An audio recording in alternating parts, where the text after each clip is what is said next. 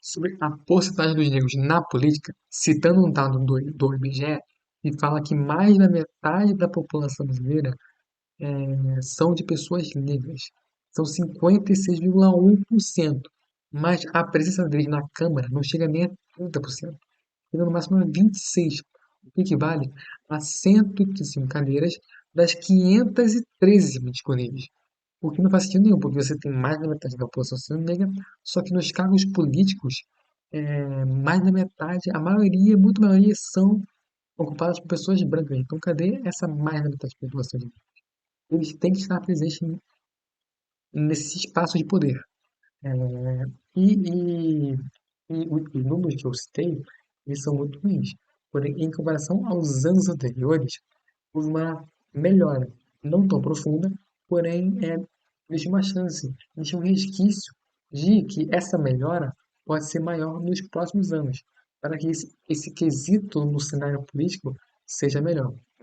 Porque, porque essa presença dos negros na política, ela é muito baixa hoje, porém ela é muito importante, porque ela é necessária para o todo, para o composto, para a vivência em sociedade.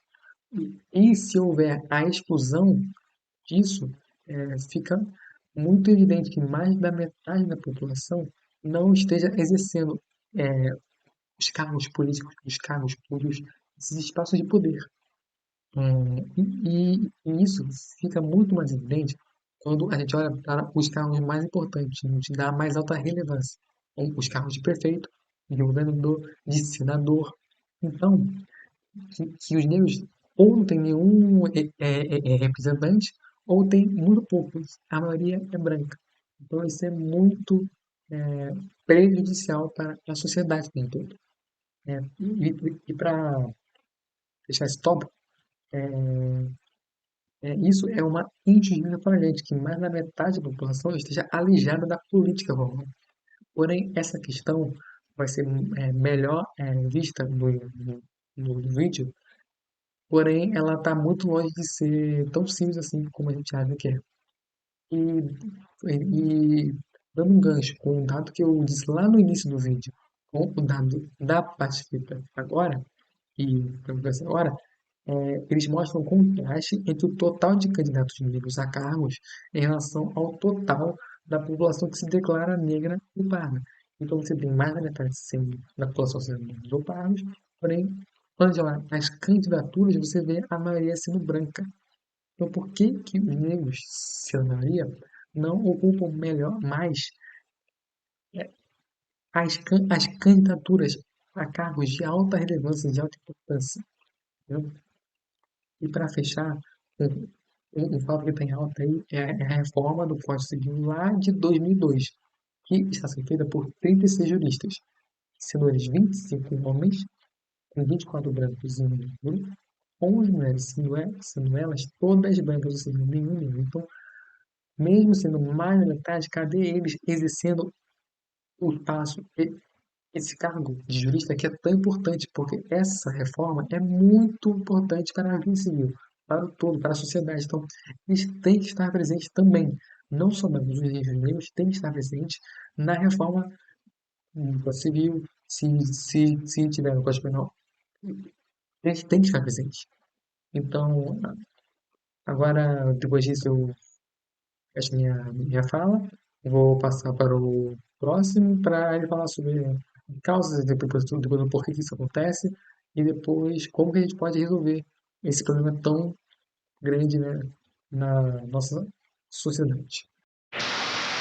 Então, sobre as possíveis razões para as porcentagens desfavoráveis, né, da representatividade negra na política.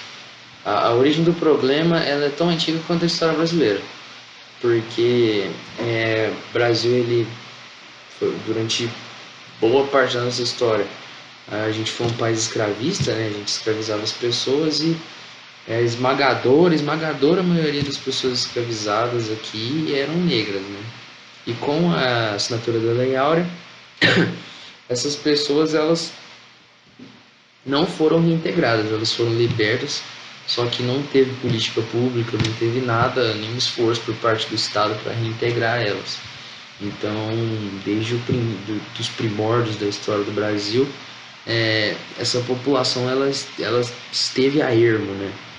A mais afastada do que tem acontecido na política.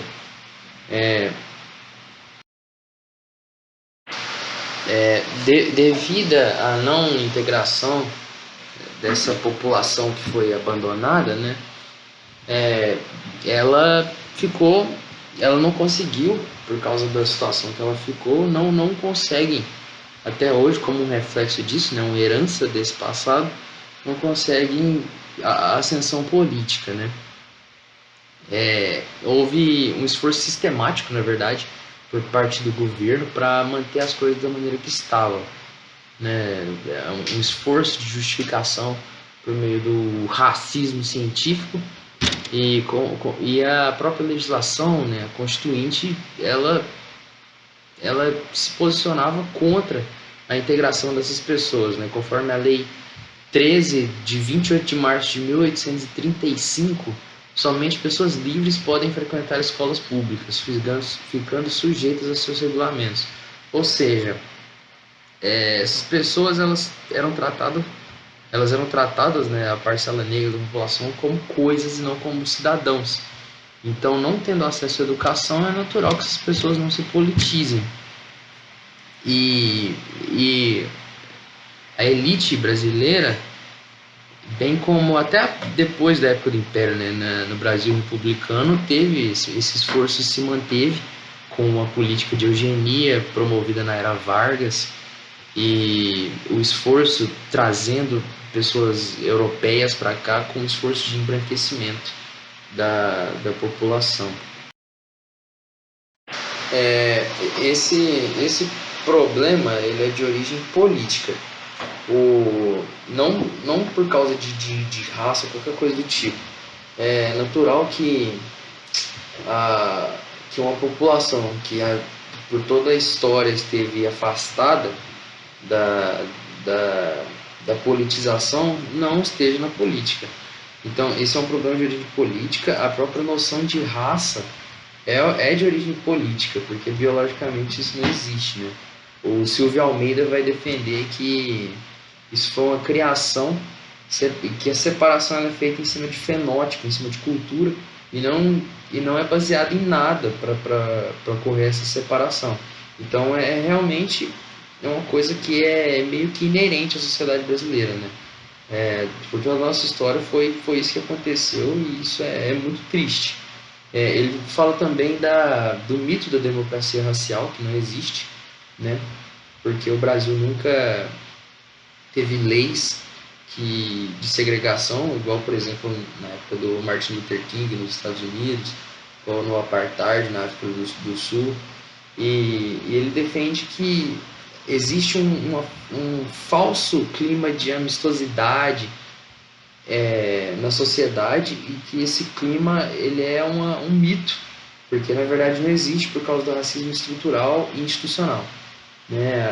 As instituições legítimas elas perpetuam o racismo porque não são tomadas medidas realmente efetivas nelas para haver a representatividade negra e o racismo também é estrutural, ele tá no meio, ele tá junto da própria estrutura da sociedade, né? Existe uma padronização de um europeia que não é verdadeira, né? E isso perpetua o preconceito, né? Até nas coisas mais simples, tipo fazer uma piada que as pessoas que é muitos tipos de piadas são racistas porque elas perpetuam preconceitos e esse é um grande problema que vai perpetuando o racismo na sociedade, que vai mantendo a população negra no lugar que ela está, que é de pobreza, que é de maior vulnerabilidade, né, e menos ascensão política e social. Olá, eu vou falar aqui agora sobre os problemas principais trazidos pela desigualdade da representatividade negra na política. Bom, a ausência de representatividade negra na política é um problema grave e multifacetado que afeta a justiça social, a equidade e a eficácia das políticas públicas. A falta de negros em cargos políticos não é apenas uma questão de número, mas também de impacto direto na vida de milhões de pessoas. Em primeiro lugar, a falta de diversidade racial na política resulta em uma representatividade inadequada das preocupações e necessidades das comunidades negras. Quando a composição dos representantes não reflete a diversidade da população, políticas públicas e decisões podem ser menos sensíveis e eficazes em abordar questões específicas enfrentadas pelos negros por esse grupo. Questões como desigualdade econômica, discriminação racial e acesso a oportunidades são frequentemente negligenciadas ou mal compreendidas, quando não há vozes que realmente vivenciam essas realidades no processo de formulação das políticas. Além disso, a ausência de líderes negros sem posições de poder pode perpetuar estereótipos e reforçar desigualdades sistêmicas, pois sem representantes negros em cargos decisórios, há uma tendência maior de que as políticas reflitam e reperpetuam normas e valores dominantes que podem não ser inclusivos ou justos. Isto pode resultar em um ciclo de exclusão, onde as necessidades e contribuições das comunidades negras são minimizadas ou ignoradas. Bom, a falta de diversidade também impacta a democracia em si, pois a representatividade é um princípio fundamental da democracia, e a inclusão de diferentes perspectivas e experiências enriquecem o debate público e fortalece a tomada de decisões. Quando um grupo significativo da população não está adequadamente representado, há uma erosão da confiança pública nas instituições e no sistema político, o que pode levar a um desencanto e à desmobilização dos eleitores. O princípio básico das democracias representativas é que a composição da política reflete a escolha dos eleitores. Estes são vistos como os melhores juízes de seus interesses e ideologias. E, portanto, as características da representação política refletiram a vontade popular manifestada nas urnas. Para enfrentar esse desafio, é necessário um compromisso sério com a inclusão e a equidade na política.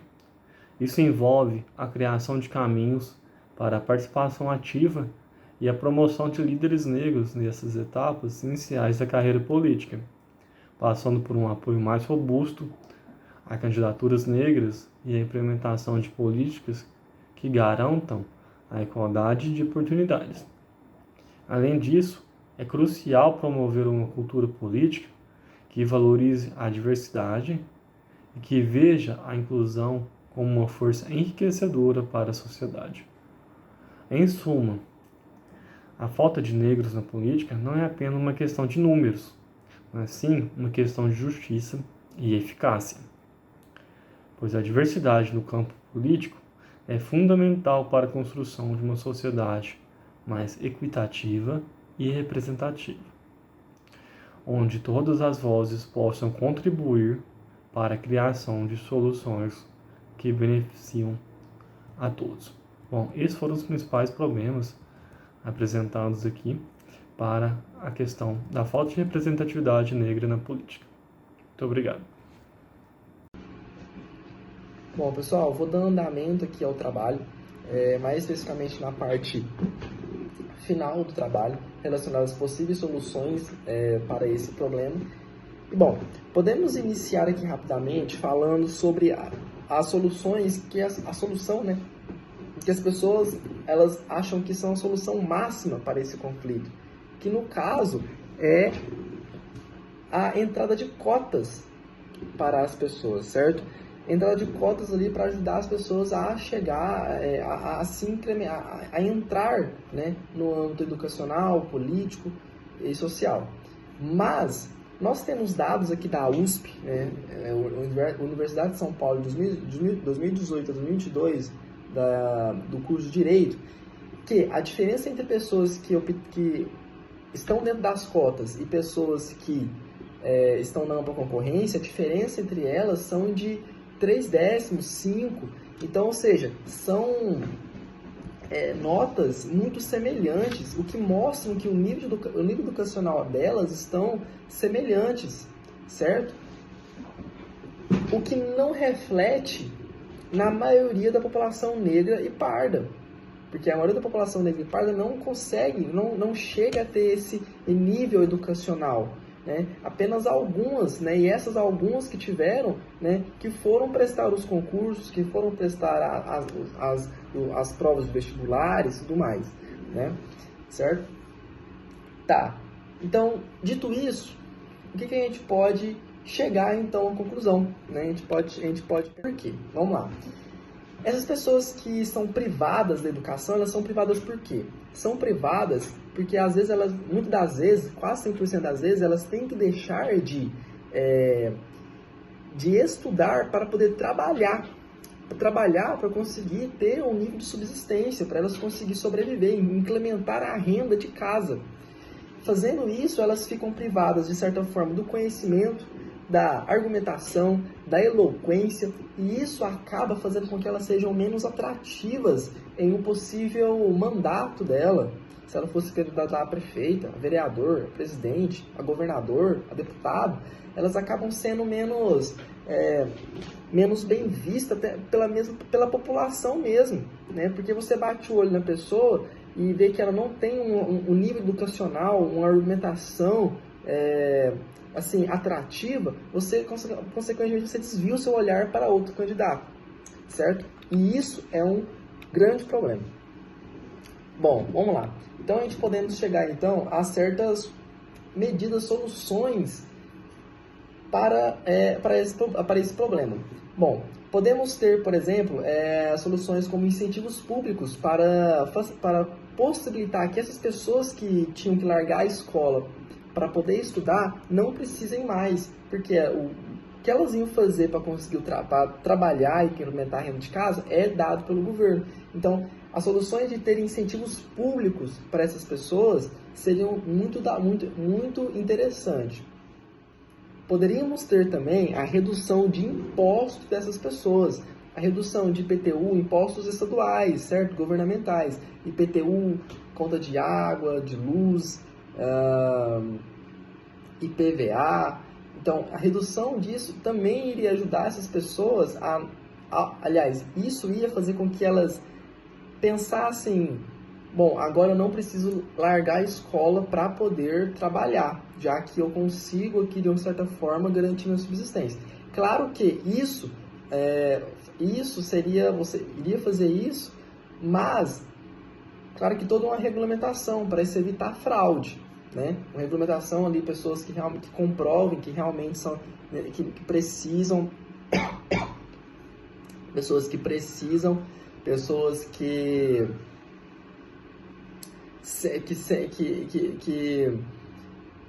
comprovem que estão sendo obrigados, de certa forma, a largar o seu emprego para poder largar a escola para poder implementar a renda de casa, né? Para evitar fraudes, claro, né? Certo? E deixando claro que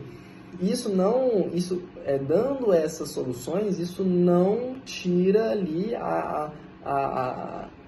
não tira de lugar as cotas. As cotas, sim, é importante mesmo, né, com os dados sendo mostrados, se mostrando meio que ineficiente, né, mas elas ainda são conquistas do povo, conquistas principalmente do povo pardo e negro, e são vitórias, né, vitórias conquistadas não se devem ser retiradas, não se podem ser cortadas, isso não se pode, né, mas no mais é isso. Obrigado.